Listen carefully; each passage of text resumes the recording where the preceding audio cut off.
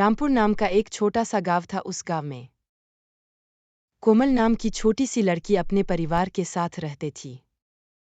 जैसे तैसे मेहनत करके वह अपना घर चलाते थे।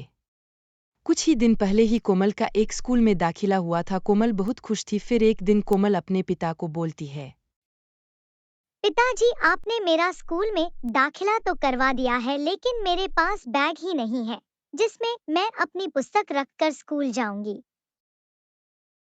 बेटी, तुम्हें तो पता ही है घर के हालात अभी ठीक नहीं है। इतनी कम पैसों में मुझे पता है मैं घर कैसे चलाता हूँ, और बैग लाने के लिए मेरे पास पैसे नहीं है। तुम थैला में पुस्तक लेकर चली जाना स्कूल। नहीं पिताजी, मुझे बैग चाहिए। आपको पता है और स्कूल में सबके पास कितने अच्छे बैग हैं, और मैं थैला लेकर स्कूल जाऊंगी, सब मेरा मजाक बनाएंगे। कोमल के इतना बोलने पर भी नरेश उसे बैग नहीं दिलाता है। कोमल निराश होकर अगले दिन थैली में पुस्तक डालकर स्कूल चली जाती है। स्कूल जाते वक्त उसे रास्ते में अचानक कुछ चमकता हुआ नजर आता है।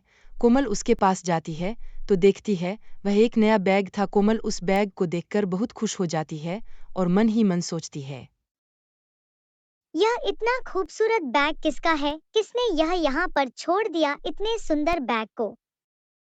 कोमल उसे बैग को वहीं छोड़कर वहां से चली जाती है। वह उस बैग को नहीं लेती है। कोमल स्कूल पहुंच जाती है, तभी उसकी दोस्त कहती है, कोमल, तुम्हारा स्कूल बैग कहाँ है? तुम यह थैला लेकर क्यों आई हो? ऐसा लग रहा है तुम स्कूल नहीं शॉपिंग करने आई हो।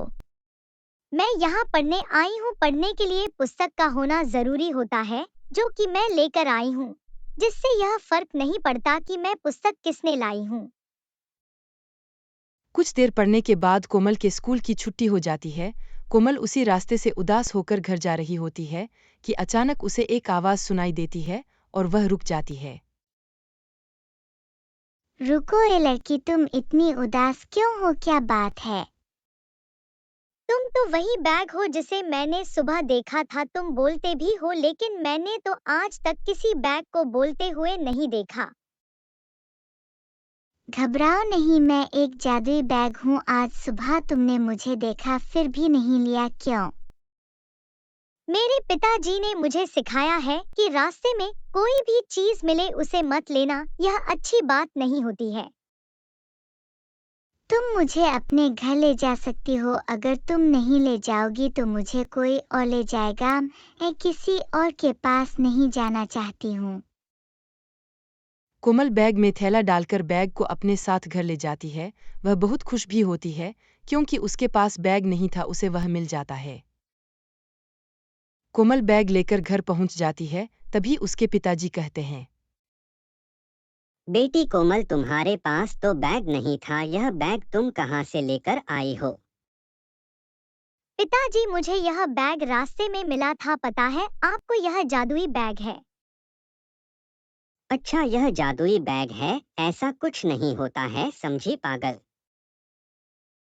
नहीं पिताजी, मैं बिल्कुल सच बोल रही हूँ, ऐसा सच में है। कोमल बोल ही रही थी कि तभी बैग के अंदर से आवाज आती है। नरेश यह देखकर घबरा जाता है। नरेश को यकीन नहीं होता है।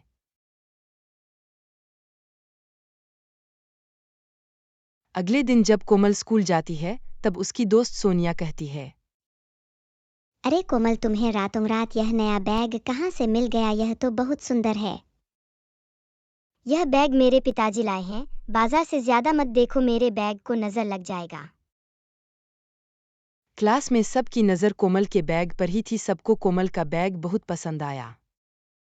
वह जादुई बैग कोमल को नई किताब, नई पेंसिल और बहुत सारी नई चीज कोमल को देता है, जिसे देखकर कोमल बहुत खुश हो जाती है। कुछ देर बाद वह अपने पिताजी से खाना खाने को मांगती है और वह कहती है, पिताजी, मुझे बहुत तेज भूख लगी हुई है। बेटी कोमल, खाने के लिए तो कुछ भी नहीं है। घर में खाना बनाने के लिए अनाज भी नहीं है। तभी कोमल उस जादुई बैग को कहती है, जादुई बैग, क्या तुम मुझे खाने को दे सकते हो? क्योंकि मेरे पिताजी की आमदनी बहुत कम है, क्या तुम मेरे लिए कुछ कर सकती हो? हाँ क्यों नहीं, तुम एक अच्छी और ईमानदार लड़की हो और अब तुम मेरी अच्छी दोस्त भी बन गई हो। मैं तुम्हारे लिए इतना तो कर ही सकती हूँ। इतना बोलने के बाद बैग जादू से कोमल के आगे बहुत सारा खाना लाकर रख देता है और उसके घर को एक शानदार घर बना देता है। यह सब देखकर नरेश और कोमल बहुत खुश हो जाते हैं। उसके बाद कोमल अपने पिता के साथ खुशी से रहने लग जाती है।